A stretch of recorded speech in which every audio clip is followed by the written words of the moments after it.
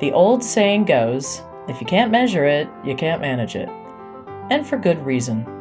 Data and metrics provide a concrete foundation to assess your practice's performance, helping you make well-informed decisions. So, think of your practice as a patient. You wouldn't diagnose without tests and data. Similarly, you can't understand what's working and what's not working in your practice without numbers and analysis.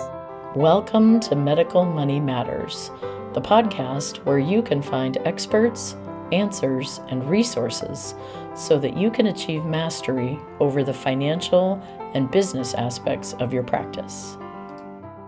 Hello, everyone. I'm your host, Jill Arena. I began my career in accounting and finance, and I have more than 30 years of experience running medical groups. I own and operate a national healthcare consulting and revenue cycle company, and I am the author of Physician Heal Thy Financial Self. In 2020, I co-founded the Physician Leadership Project, and my passion is to increase financial and business literacy for physicians. Medical Money Matters Podcast, Episode 53. You Get What You Measure. Developing a performance dashboard for your medical practice. Hello, and welcome back to Season 2 of the Medical Money Matters podcast. We're delighted to jump into this new season and to continue guiding you through the complexities of medical practice, finance, and operations. Today, we're going to talk about driving performance and bringing financial insight and operational efficiency to your practice. It's all about performance dashboards and why the old saw, you get what you measure, couldn't be more accurate. So, why should we focus on metrics and take the time to develop dashboards? At the risk of answering a question with another question, how else would you measure the health of your medical practice? We talk a lot about measuring our patients' health, and we have some great examples of this. Quality dashboards, full chem panels, diagnostic reports. Today, let's focus on measuring the health of your business. How do you measure that? Do you rely on intuition, or perhaps gauge how things are going based on the level of tension in the room at staff meetings? Well, there's a better way. The old saying goes, if you can't measure it, you can't manage it. And for good reason. Data and metrics provide a concrete foundation to assess your practice's performance, helping you make well-informed decisions. So, think of your practice as a patient. You wouldn't diagnose without tests and data. Similarly, you can't understand what's working and what's not working in your practice without numbers and analysis. Key performance indicators, or KPIs, are the vital signs of your practice. These are specific numerical metrics that provide a snapshot of your practice's health, pointing you toward areas needing improvement and areas where you're excelling.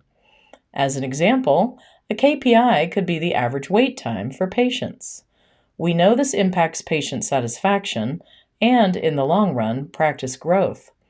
If the average wait time is high, it's a sign that you need to investigate. What's the root cause of the high wait times? Some groups have found that their front office staff needed more training, or they needed to move some of the registration function online or to a call center so it doesn't clog up the system. Some have found that they didn't have enough exam rooms. It's great to look at the feedback from your KPIs and be curious about the underlying causes. It's also important that you stay curious. If this feels like a witch hunt, your staff will quickly lose interest or become defensive. Curiosity is your friend. Another KPI could be the revenue cycle time, or days in accounts receivable, as we discussed last season. How long does it take for you to get paid after you've rendered services? Time is money in the world of healthcare. KPIs serve as a useful yardstick, not only for you, but also for your team. When they're clearly defined, actionable, and shared with your team, KPIs act as a motivator and a guide. They show the team what matters most and give them a clear direction. Now that we know why metrics and KPIs are essential, let's talk about how to organize this information. Enter the performance dashboard. A dashboard is essentially a real-time summary of your practice's performance, presented in a way that's both intuitive and easy to read, usually through visuals like charts and graphs. The dashboard should be accessible to the entire team and updated regularly. It's kind of like the dashboard in your car, showing you speed, fuel level, engine health, and so on. It provides the most pertinent information at a glance, allowing you to make quick, informed decisions. We typically recommend no more than 5 items on your KPI dashboard at any given time. More than that is difficult to track, and your team will lose focus if there are too many items to track. Now I can hear your question. There are way more than 5 things that are important to my practice. What happens to all of the rest? We suggest that your entire team focus on the dashboard and that you always have the 5 most important things for your practice to focus on at that time.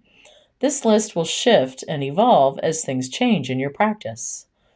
You may feel that the finances in your practice are the most important thing to focus on at this time, and as those stabilize and as performance improves, you can shift the measures to focus on other things. Conversely, you may feel that the quality of patient care needs focus first, and you may only choose to have 1 or 2 financial measures. Now that we understand that these metrics can shift over time, let's get to the meat of the matter, selecting the KPIs for your group to start with. Here are some essential ones to consider. Financial KPIs, such as revenue, revenue per visit, days in accounts receivable, or cost per patient. Operational KPIs, such as patient wait times and staff utilization rates. Quality KPIs, patient satisfaction scores, readmission rates, infection rates. And lastly, growth KPIs, new patients per month, patient retention rates, or patient visits per year. You don't have to track every single one, just the ones most aligned with your goals and your practice's needs. As we've said, your dashboard is not set in stone. As your practice evolves, so should your KPIs. Always keep an eye out for new metrics that could offer valuable insights. Now, the power of a dashboard is magnified when you implement feedback loops. These are systems in which the data collected through KPIs is used to guide behavior and decision-making in a continuous cycle. Indeed, feedback loops are essential for driving performance. Think of them as a medical checkup for your practice. Regularly examine your KPIs, identify areas for improvement, implement changes, and then measure again. This cycle helps keep your practice in tip-top shape. We work with groups that review these monthly or even weekly. Some use a green, yellow, red indicator to show if a KPI is on track, green, slightly off track, yellow, or seriously underperforming, red. These groups celebrate the green measures and talk about what's going right. Then they keep an eye on the yellow ones and discuss action plans for any KPI that is in the red. Building your dashboard may seem daunting, but it doesn't have to be. Many platforms and services are designed to help you build a customized dashboard without requiring an IT degree. Services like Tableau, Microsoft Power BI, and even Excel can serve as excellent starting points. I think I've already confessed to being a bit of an Excel junkie, and I can assure you that you can build a perfectly functional dashboard using just that. If your team is ready to take it to the next level, you can look to Tableau or Power BI. They're not necessary, but they do make the job easier if you're dealing with a large group and a sizable data set. They can also automate some of the data gathering and reporting tasks. There you have it. Developing a performance dashboard is not a luxury, it's a necessity. It can revolutionize how you understand and manage your practice, ensuring that it's both financially viable and a great place to work. And remember, a well-designed dashboard coupled with effective feedback loops can turn your data into actionable insights, driving both performance and satisfaction for your team and your patients. Please join me for our next episode where we'll talk about change management and why change is so hard in a medical group. You can find more information online at medicalmoneymatterspodcast.com, and you can subscribe to the Medical Money Matters content website for physician leaders to find budget templates and many other tools. We've included those links in the show notes. As I like to close out these podcasts, congratulations on taking the next step in your professional development and for making the commitment to learn about the financial and business aspects of your practice. I look forward to being on this journey with you and send you my heartfelt gratitude for all that you do for your patients all day, every day.